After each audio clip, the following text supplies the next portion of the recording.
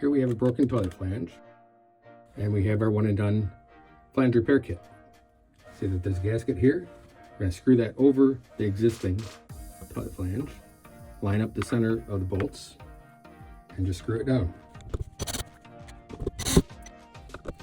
Compresses to any flange level, all the way down to 1/8 of an inch.